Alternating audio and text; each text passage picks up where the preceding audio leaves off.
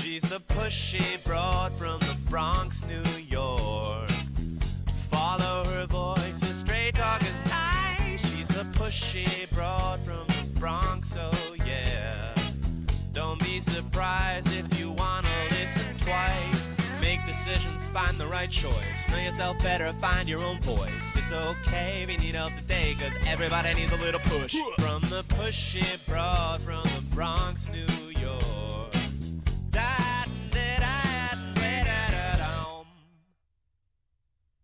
Welcome, Transformation Talk Network listeners. My name is Ellen Stewart, and I am the pushy broad from the Bronx. Welcome to my show, Recovery Recharged, where we share advice and support from experts in addiction and recovery. And most of all today, happy Valentine's Day. If you love it, if you hate it, it's February 14th. It's that time of year again when we think about love and romance and chocolate all at the same time. So I thought it would be very appropriate this Valentine's Day to talk about how we feel about ourselves, how the world sees us, and how we feel about how we look. I am very attuned to social media, just like everybody else. The Pushy Broad is out there. I have a website. I do radio on TTN.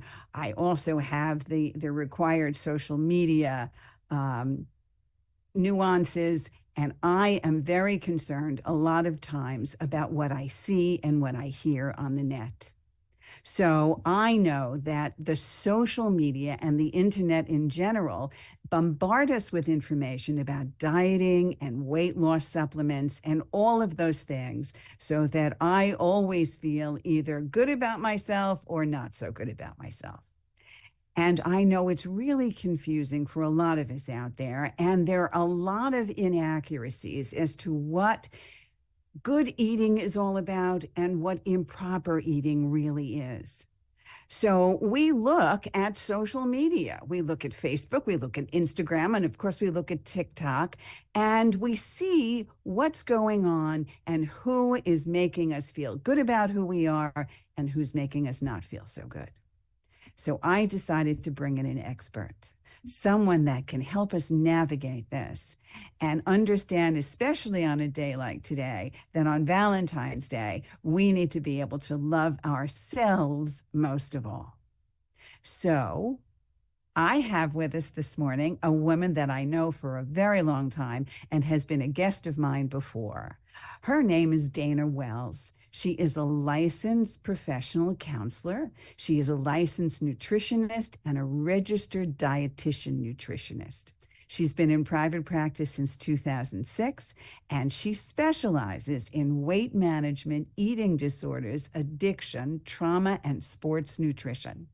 She has a certification from the American Dietetic Association of Adult Weight Management and is also a certified personal trainer through the National Council of Strength and Fitness. I don't think I could have brought a more wonderful specialist to this program today. And today we're going to focus on how the internet and social media impact our food choices and impact our body image. The Pushy Broad from the Bronx and Transformation Network on Recovery Recharged welcomes my friend and colleague, Dana Wells. Good morning, Dana. How are you? Good morning, Ellen. I'm fine. How are you? Happy Valentine's Day. Thank you so much. So let's kind of get right into it. I mean, you gave me some information that I really want to focus on here. You talked about some new research from the University of Vermont about content on TikTok related to food. Give us an idea about that a little bit and what's happening in general on social media. Well, in social media, but particularly TikTok and things that kind of draw your attention in, they tend to focus on things that release kind of receptors from the brain or something called dopamine that gets clients like drawn in to something over and over and over again, almost like someone who is an alcoholic or an addict of some sort. So they're really going in and trying to get clients and individuals sucked into a message over and over and over again. And most of these messages can be negative in terms of, either not the right information regarding food or certain type of body type. So for example, if you're following someone that has a certain body type, they're going to release more and more and more and more and more individuals with that body type. And if someone is comparing themselves to them and has a completely different body, that can be very triggering for them and can cause some issues for their overall kind of mental health. It's very interesting to me. Well, first of all, you're right. When you go to social media and we look at somebody that we like, no matter what, that body type is going to keep appearing again because that's how the algorithm is triggered. And we all know that. But it was also very interesting to me to note that most of the viewed content on TikTok, according to the University of Vermont, is related to food. Yeah. Yeah. And a lot of the information and a lot of the pictures about food are not necessarily not accurate, or things that individuals might crave and be triggering for them. It's not necessarily going in a direction of what is health and wellness. It's more about things that can be very triggering for clients, especially clients that have eating issues. And I know what that's like because I have my own share of eating issues. And it's really interesting because you pointed out something that here on Recovery Recharged, we understand. We understand the brain of an addict. We understand the brain of someone that wants to use drugs or wants to use alcohol. But sometimes we don't understand the brain of somebody that is addicted to food or addicted to gambling. And what you're saying is that some social media platforms drive the urges of dopamine so that it has us coming back over and over again simply because we keep like and following and commenting on social media. Is that right? Yes. And moreover, what tends to happen for individuals who do have that addict personality is that it causes them to actually cycle through and either binge or, restrict more, because these things are keep releasing and releasing and releasing. It becomes very triggering for them. So it can exacerbate the problem that they may already have, or it can contribute to, it turning into a problem. So when you say cycle through, can you just explain a little bit more about what that means? So, for example, I might go onto TikTok and see, let's say it's Valentine's Day and a chocolate. And for someone who, maybe has an issue with sweets or chocolate and is trying to steer away from that, maybe in their main meal plan, and they have a problem with that.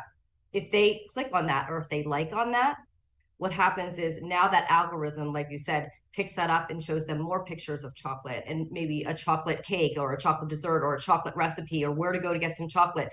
And so if you can think about how when we start thinking about something and over again, it makes us want it even more. So now they're in the cycle where they can't stop thinking about, like, wanting to have that chocolate. And when they were just simply kind of waking up in the morning and liking something on, maybe a friend said, oh, look at my husband gave me, or, significant other gave me a box of chocolate. And then the algorithm picks that up and starts showing them all sorts of different type of chocolate. Does that make sense? Yes, it does, because it happens to me all the time. So it Yeah. makes a lot of sense. I have to stop liking chocolate cake recipes. Right. That's all I know. Yeah. Because it's going to come back to haunt me. I understand that. And that's a really big thing, especially as someone who has a chocolate addiction like the Pushy broad. So I get it. All right. Something I'm not doing anymore. So in general, nutrition and weight perpetuate a toxic diet culture among teens and young adults. Can you talk about that a little bit and why you think that's the case? Well, I think society at large has this certain standard that is unattainable for a lot of individuals, especially it's a certain age range. And so people start to kind of compare themselves to that. And it can be very, very difficult for someone, who is a teen and doesn't really, starts looking at something that's supposed to be the norm when it really isn't. And so it can make them start feeling bad about themselves or comparing themselves to other individuals that aren't necessarily, what society is at large. So, what kind of unhealthy behaviors could we see in a team that is not getting good vibes from watching social media? What happens? What do we look for in a teenager that is beginning to exhibit unhealthy behaviors from this toxic culture? Oh, there's so many, but I mean, the top ones is seeing a teenager start talking about dieting, start eliminating certain food groups, like, oh, I've decided to be a vegetarian, or, I'm not going to eat carbohydrates anymore. Those are biggies.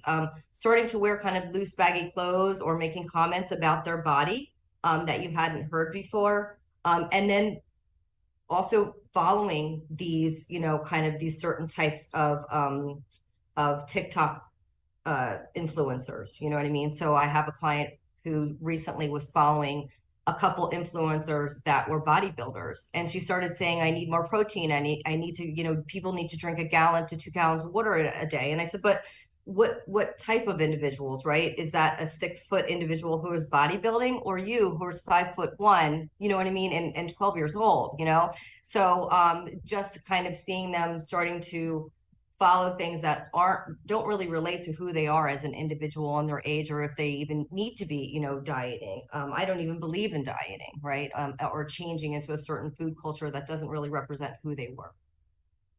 It's really important, some of the things you said, because I see all the time from my own clients as well, not only females, but males as well, that all of a sudden will be taking all kinds of supplements because they see somebody on social media and they start lifting more weight than they're able to, or they're working out in the gym in a way that is well over exertion, even for 15, 16, and 17 years Absolutely. old. And there's a Yeah. great danger in doing that. But also, sometimes they have really toxic and unhealthy behaviors, like maybe patterns like binge eating or anorexia. Is that correct? Yeah, and we see more and more of this since COVID and social media getting bigger and bigger. We see so many clients that start restricting, and move from disordered eating into anorexia nervosa, which is extremely dangerous, or binge eating disorder, or bulimia, where they're eating food and they're so obsessed about the fact that they ate it and it was a bad food, which there are no bad foods, and then they're trying to get rid of it. So there's several different things that we see, with young teens and young adults, that transition from disordered eating into a more severe eating disorder. We're going to talk about some of those acute eating disorders a little later in the program, because we want families, and especially moms and dads, to recognize that either in themselves or in their children. So that's important to go over. But let's come back a little bit. I want you to talk to me a little bit more about how image impacts social media. There's something called social comparison. Can you talk to us about that? Well, social comparison is when an individual compares themselves to another person or someone in a different status. And they start, comparing themselves to, and are comparing their body to another person's body and then judging them based on that body. So, they might see someone and be like, well, I want, or I don't have legs like that person, or I don't have a body type like that person and I need to have that body type. So that's comparing, and it can really be damaging to the individual. And I think that there's two definitions. There's an upward comparison and a downward comparison. Can you give us some concrete examples based on what you've seen? Well, an upward comparison would be comparing yourself to someone who is, again, like, not, it's not even in their same type of body type at all. And then a downward comparison would be comparing themselves to someone that is like, so for example, I am not an athlete, so they would be comparing themselves to someone who is an athlete and judging their body based off of that. I see. So it's almost like you can't compare apples and oranges, right? You have to have compare apples to apples. So I Yes, can't compare myself to an opera singer if there's no way on this planet I'm going to be an opera singer. Or, and the same thing with body image and weight. Okay. I am, 5'3" and I'm not 6'1" and a supermodel. So exactly. those comparisons aren't real, and we find a way to make them real, and that's when social media has a very negative impact on our lives. And yeah, I mean, and the thing is, what happens is this distorted body image, right? So you start comparing yourself to someone who's six, like you said, a 6 foot supermodel, and you're 5'2", and you get this distortion of, well, why can't I look like that? And you start looking at yourself in the mirror and comparing yourself to something that you'd never be able to aspire to be like. And that's where, that distorted body image comes into place, and now you start looking at yourself completely different. Like, you look at yourself in the mirror and you don't even see you, and it can be really dangerous. And again, the more you see that 6 foot model on social media, right, it comes up over and over again in your Instagram feed or your feed. Now all of a sudden that's all you can see.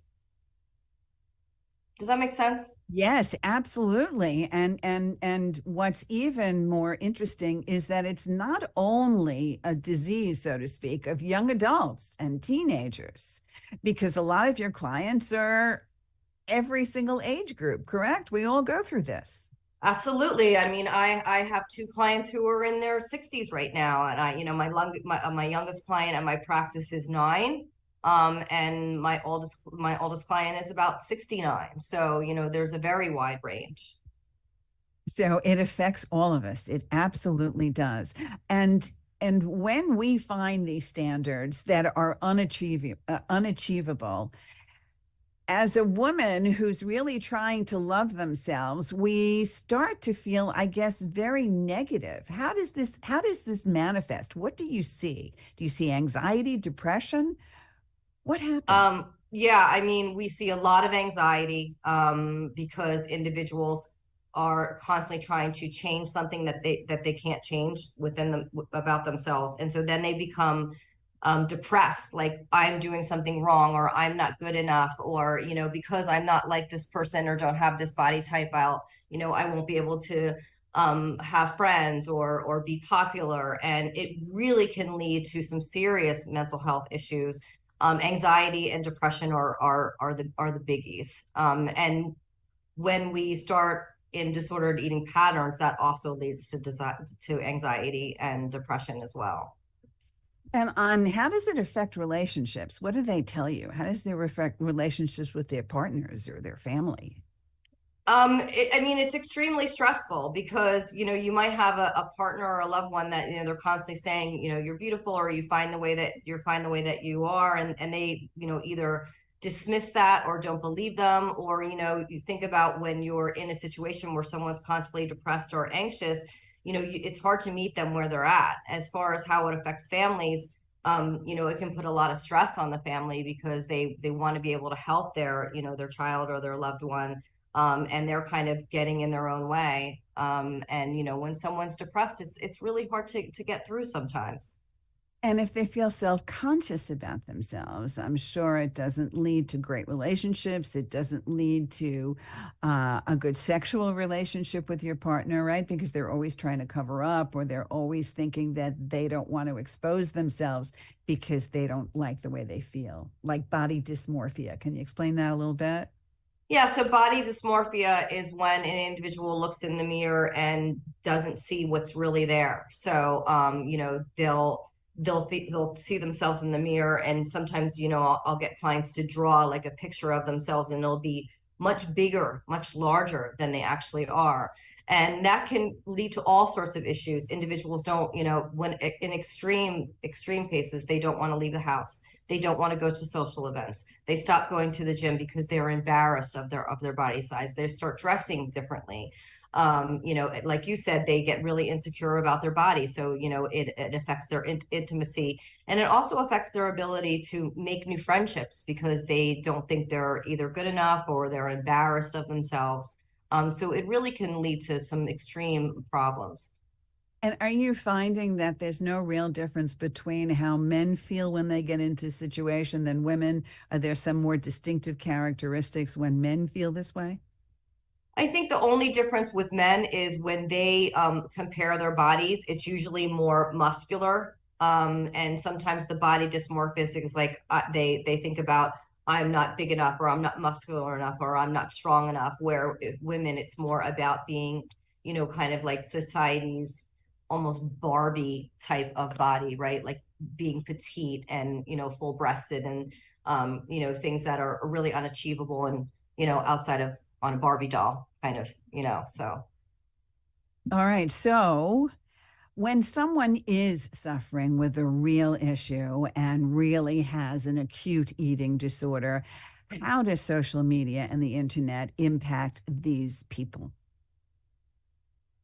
There are several different ways. First of all, there's individuals that are pro eating disorder. So you find information about that that feeds into information about that. And there's Wait a minute. What does that mean, pro eating disorder? so there's actual sites out there that support kind of that anorexic or bulimic type of behavior.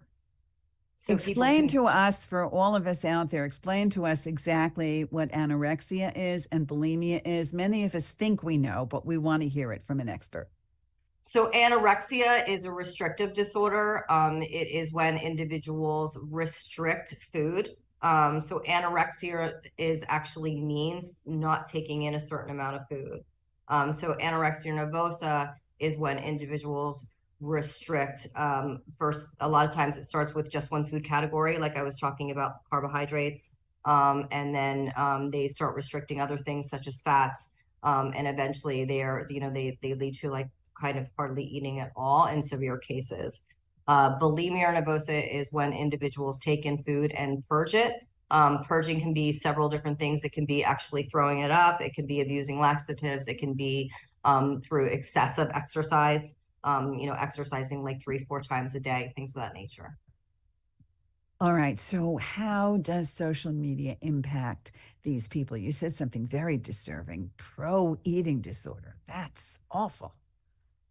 Yeah, so there are when just like any other platform, if individuals start looking for anorexic information, it can go to a place where there's helplines, right? So there's the National Eating Disorder Association, there's inpatient facilities, there's my practice, things of that nature, or it can go to individuals who actually celebrate anorexia. And so, there'll be individuals that are showing themselves in a restricted form. And that can be very, very triggering for young adults and very influencing for young adults. In the middle, it can just be, an individual looking for diet, kind of different diets. And then that algorithm will pick up more and more dieting. So they'll get more and more ideas with more and more misinformation, and then all of a sudden they're kind of they're scared of food, or they're getting rid of food because this food is bad and this food is bad and you shouldn't eat that. And, there's so much misinformation out there. So, give us an idea about how looking at social media again, not only um, it activates the brain's dopamine center, which is kind of a feel good chemical reaction. But talk about a little bit how some of the studies show that the longer exposure to social media can have an indirect effect as well.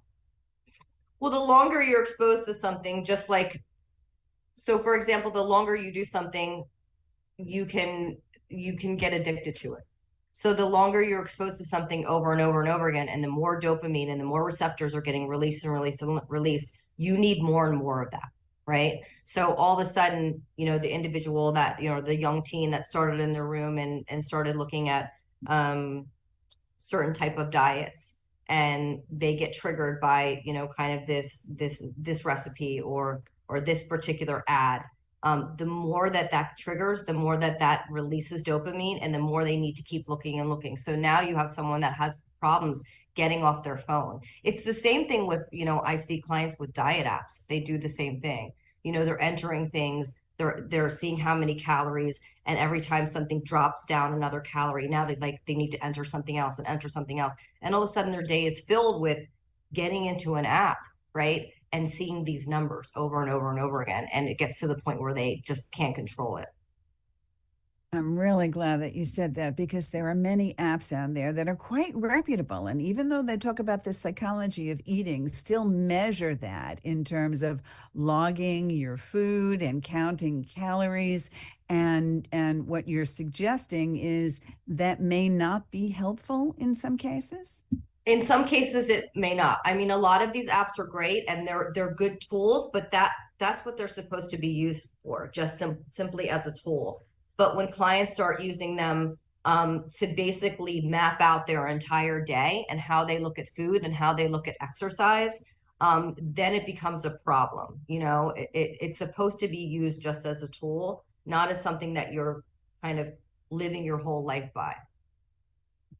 All right. Well, we're gonna, in a few minutes, we've got 2 more minutes before we take a short break. But in the meantime, the first thing I want to know, and I want you to tell our listeners, is where can they find you if they have questions and they want to talk to you about things? Where can they find you, Dana? They can find me at rd@anewnonline.com. My private practice is called Anu, ANUE, or they can look me up, they can Google me, my Dana Wells. And we have a practice here in Pennsylvania. So either one of those, they can kind of Google me and find me there. Dana Wells, that's WELLSRD@ANUE.com, correct? rd@anewnonline.com. Online.com. Okay. rd@anueonline.com. You can certainly reach out, ask a question, or you can go to pushybroadfromthebronx.com, or you can leave a message for me at 800-889-1757, and I will put you in touch with Dana. When we come back, I want to talk about how you don't like the word diet. That's the wrong 4-letter word. And I also want to talk about how we can find the good things on social media that have to do with body image, and the new things that that major media companies are doing to enforce positive body image in the media. Okay, stay tuned for the Pushy Broad. We'll be right back. New York. All clear, ladies.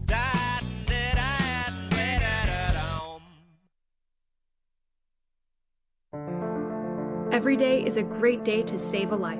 Recovery Mobile Clinic provides treatment options for drug and alcohol addiction that are proven to decrease relapse rates while increasing treatment availability. Along with options found in a typical office or clinic, the Recovery Mobile Clinic also focuses on a narcotic-free addiction program. They are a 501c3 nonprofit. Save a life today and donate to their patient recovery fund. Visit recoverymobileclinic.com.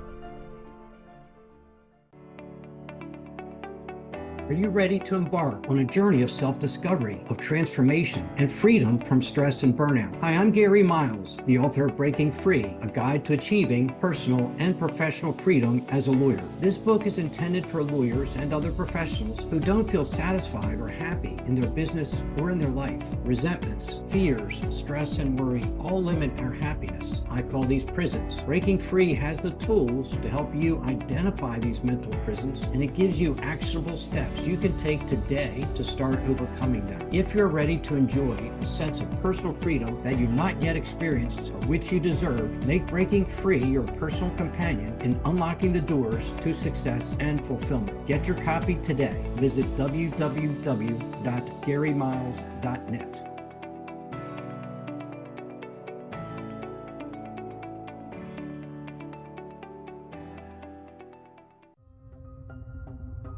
Are you ready to put down that drink or drug for good? Are you struggling to maintain your recovery from addictive behaviors? Do you need help with a family member or loved one who's in early recovery or battling addiction? Get the help and guidance you need by arranging a recovery recharged phone session with me, Ellen Stewart, Pushy Broad from the Bronx, certified life and recovery coach. Call 1-800-889-1757. Make an appointment today or go to my website, pushybroadfromthebronx.com, and click on the link that says Recovery Recharged. Don't wait. Get the help you need today. This is Ellen Stewart, Pushy Broad from the Bronx on TransformationTalkRadio.com.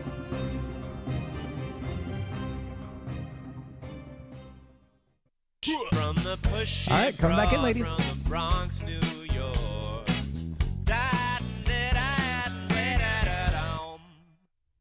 Welcome back, Transformation Network listeners. I'm Ellen Stewart. I'm the Pushy Broad from the Bronx. Happy Valentine's Day. We're talking about body image and social media with my special guest, Dana Wells, who is going to do her own show on the Transformation Network, I believe sometime in the early spring, called Ditch Disordered Eating with Dana. And I want to start there. First of all, congratulations, Dana. Just give us a brief idea of what we can expect from your new show. Yeah, thanks, Ellen. So what my show is going to be about is really focusing on changing one's relationship with food and this concept of disordered eating and eating disorders. We see a lot of disordered eating in the United States and pretty much around the world. So it's about making that distinction about what is disordered eating and when are you going into almost like an eating disorder, and how is that impacting you and your relationship with yourself and your body. And really thinking about how you can change your relationship with food so you're not experiencing disordered eating or an eating disorder, and you can have a more fulfilled and healthy life. I can't wait. It sounds very exciting. And of course, one of the major themes you're going to cover is how diet is a 4-letter word that you don't want in anybody's vocabulary. Tell us about that. Well, I don't like the word diet for several different reasons. It just has a negative connotation to it. As Pat always says from Transformation Talk, it has the word die in it, which we're going to talk about one of these days. And it's true, stop dying from dieting is one episode that I want to do. It's just when people think about the word diet, it automatically makes people think about restricting, right? It makes people think about eliminating food. And we shouldn't have to think about that. We should really think about food and how it nourishes our body, and, how to make good choices. And those choices can be a variety of different foods and all types of foods. It's just about, eating things in moderation. All right. Well, especially today on Valentine's Day, let's try to eat that chocolate in moderation. Mm-hmm. So let's go on to some of the things that are positive in terms of how social media is making a positive image. I know that you want to bring up some specific things. So talk to us about what you've seen on social media, which has a direct positive effect on body image. Well, there's been so many individuals and bigger organizations that have been really focusing on body positivity and, really loving yourself for who you are and not comparing yourself to anyone else. Being an individual. And I think that's so important in today's society because I think we lose individuality. I really like Vogue's cover. I don't know if you've seen it coming up with in March.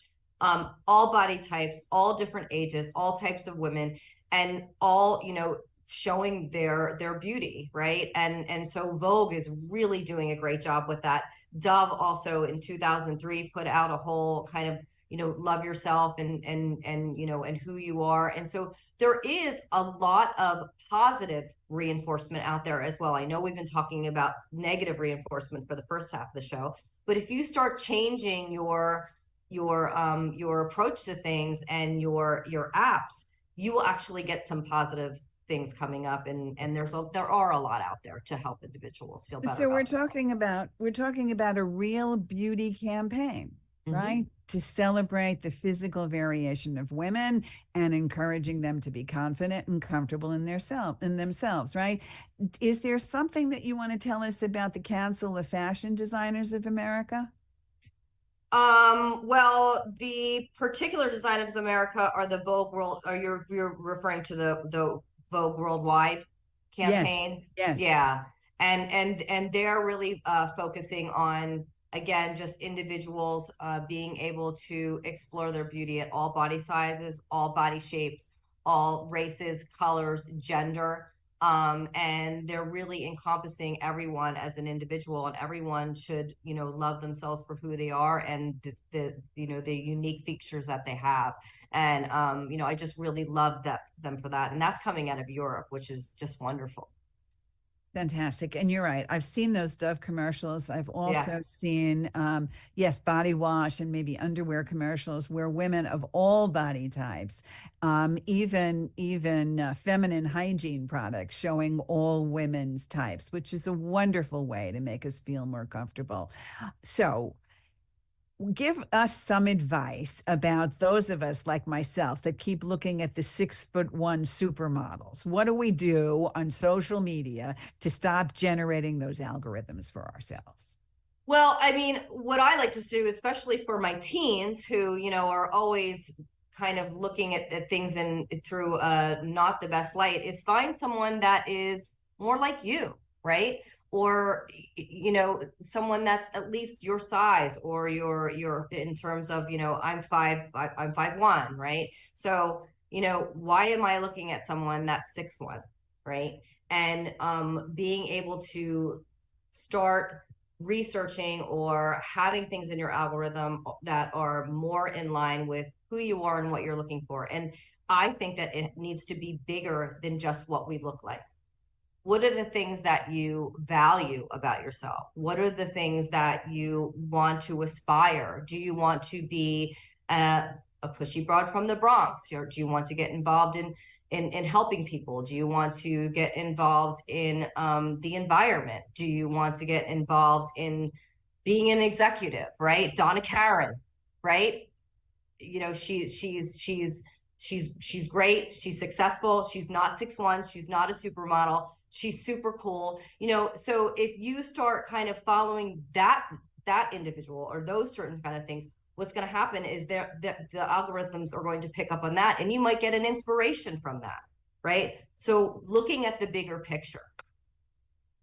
And also maybe looking at the bigger picture, not only concerned with body type, but maybe change of style, right? Maybe there is a hair, a hair color that you want, or a design, or you want to wear something different, right? Not only to focus on the physicality, is what you're saying. Absolutely. Who do you aspire? What fashion do you like? What are the things that you're interested in? That's what you should be looking for. What makes that individual a whole person, right? There's more to a supermodel than just a supermodel. Right. She has hobbies, she has likes, she has interests, just like you do. What are you good at? What do you want to be good at? Go out there and start the algorithm in a different direction. It's all possible. Absolutely. And then, of course, you always say, put down the phone, put down the computer, right? Engage in the real world. I always say that, we spend so much time looking down, and I'm constantly telling my clients and myself, look up when I'm walking to work.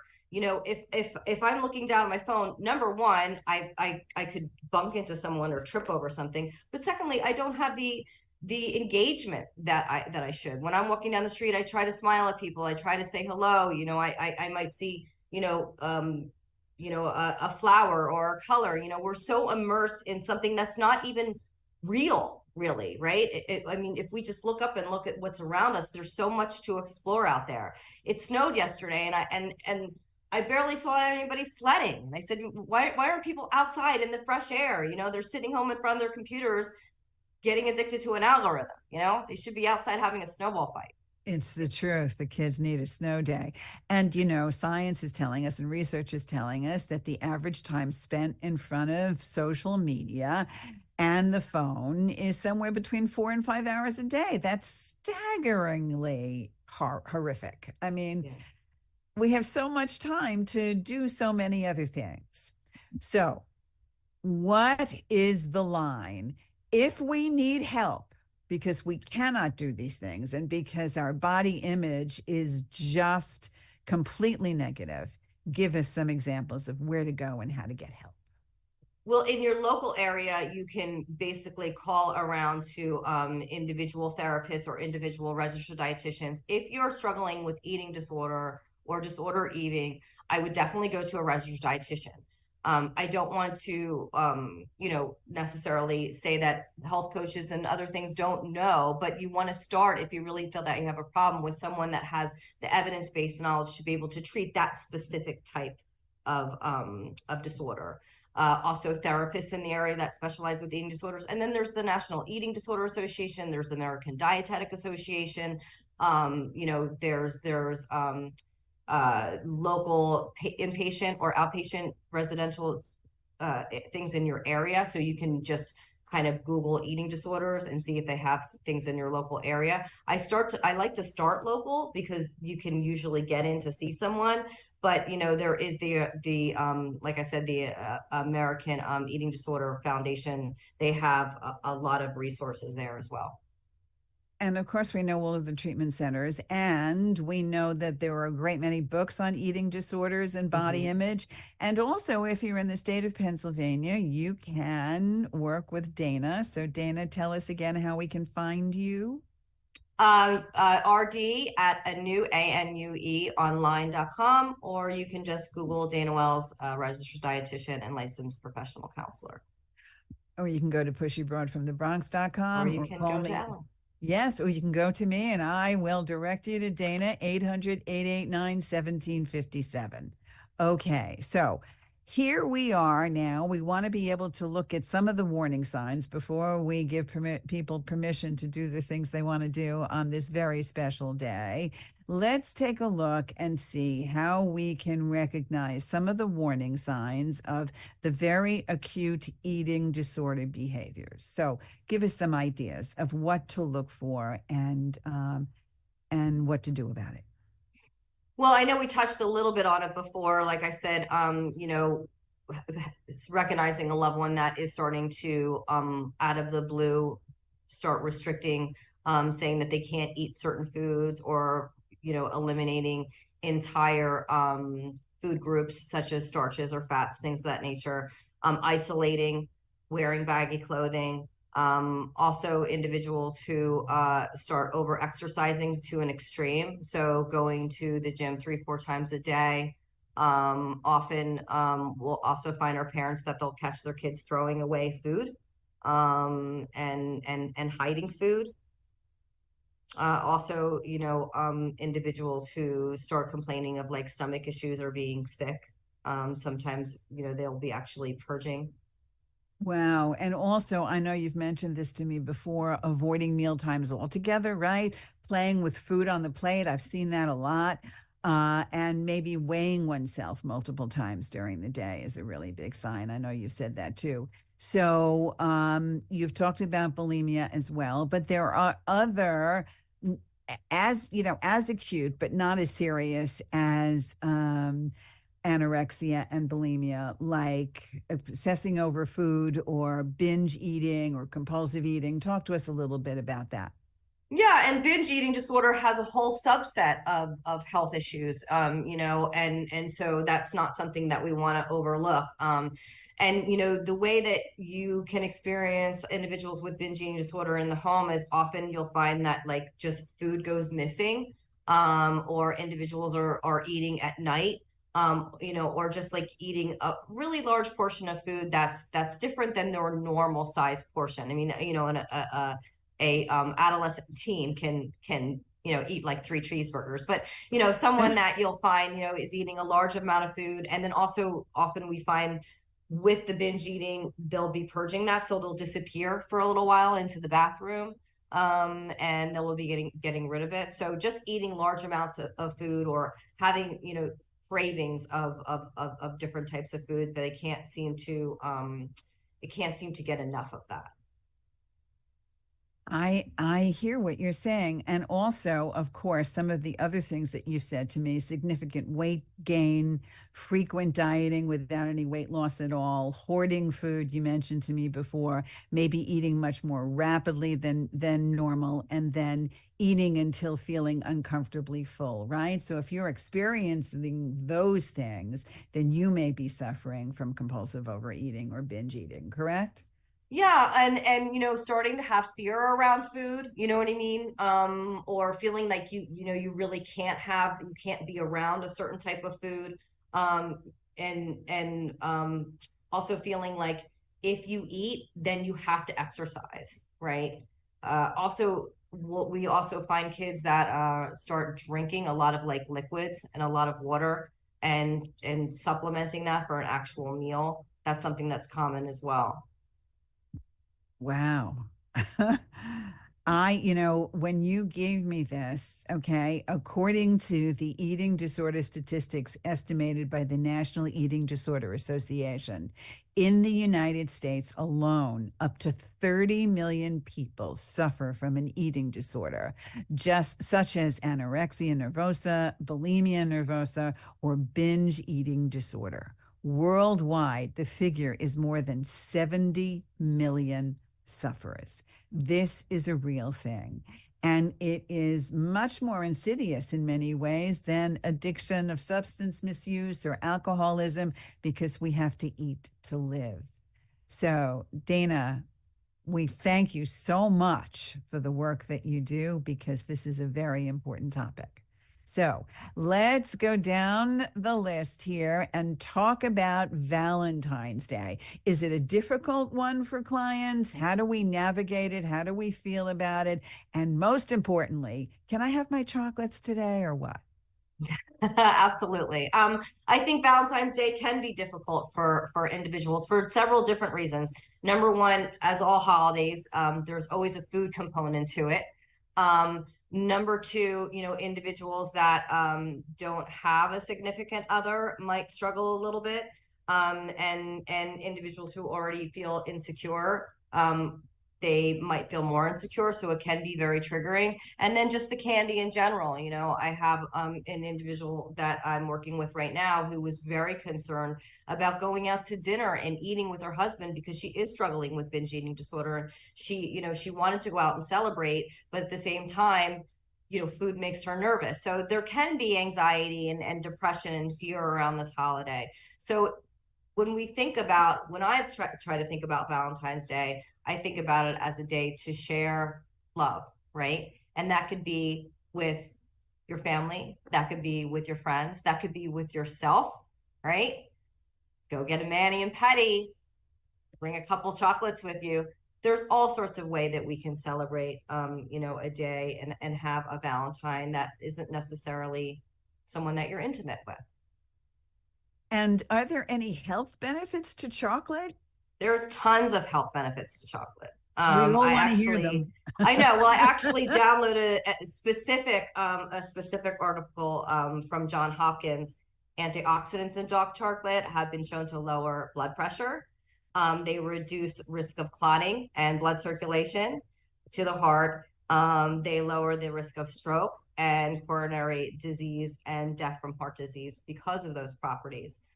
For me personally, the benefits I feel are mental health, because chocolate makes you feel good. I love a good piece of dark chocolate. If you can enjoy your sweets without having a negative connotation to them or saying they're not bad, everything in moderation. We wouldn't, even too much broccoli is not a great thing, right? It doesn't make you feel good. Too many supplements are not a great thing, but small things in moderation are good for your mental health, right? So it's nice to treat yourself without feeling guilty. So what that means to me is that I have to go out and buy the small box of chocolates. Yeah, I mean, there's no reason to get something that's large, because again, we want to try to eat these things and choose these things in moderation. And for some people, if chocolate is really triggering, it's hard to keep that box of chocolate in the house without walking by and getting another. And then all of a sudden, you've eaten too much chocolate.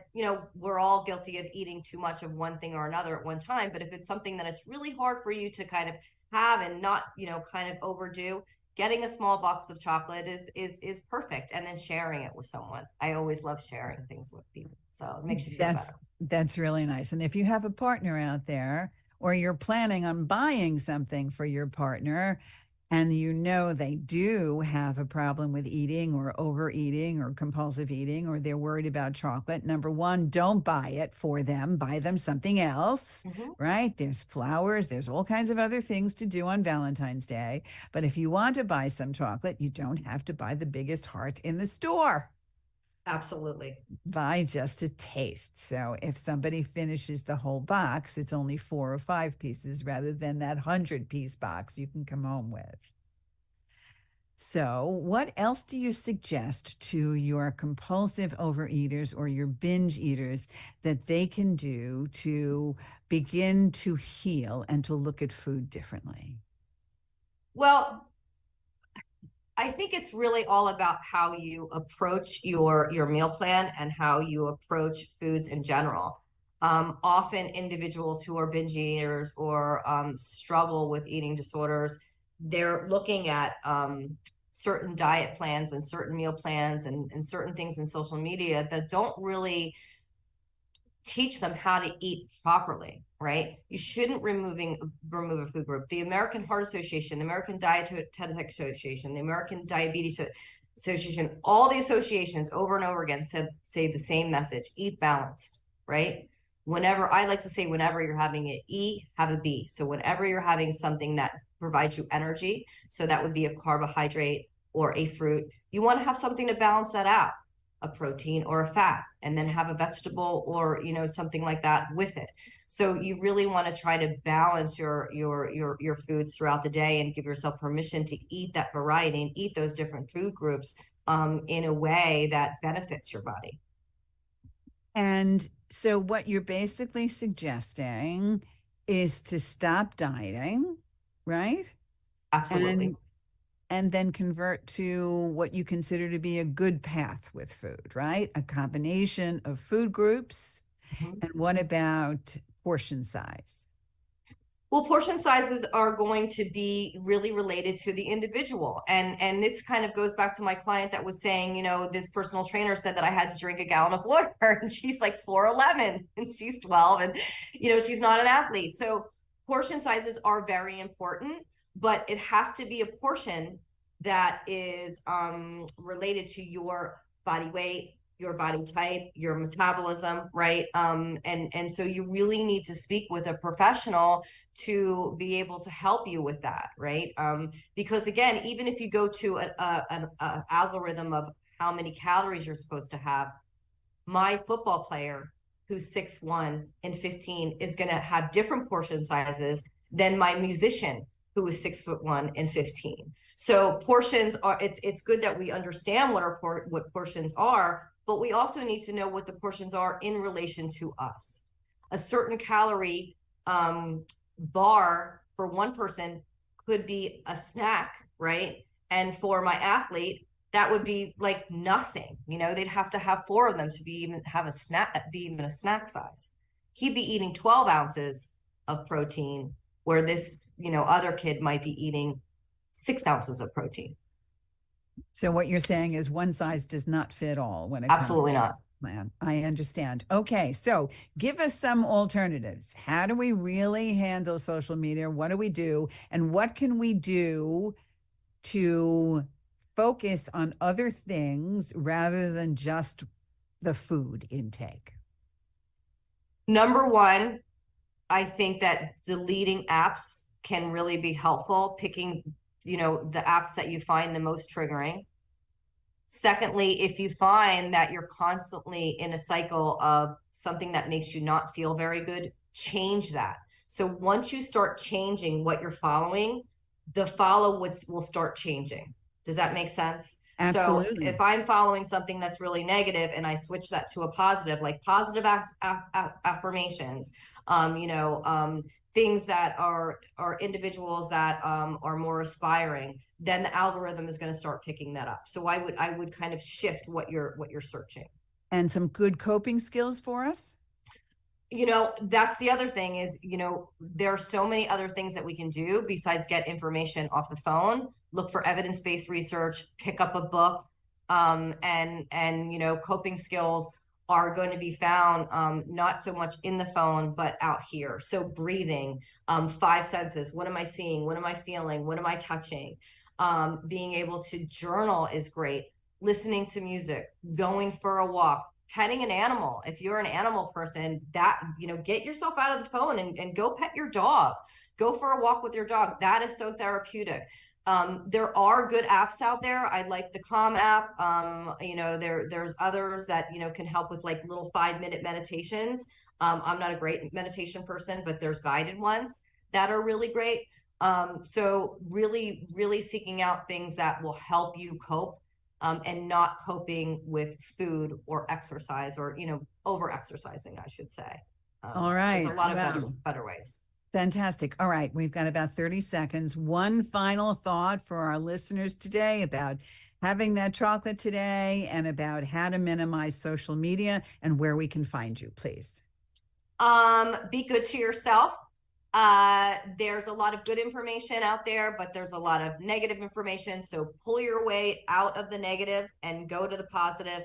And again, redirect yourself. Try to find things in the, out here in the world, as opposed to inside your computer or on the phone.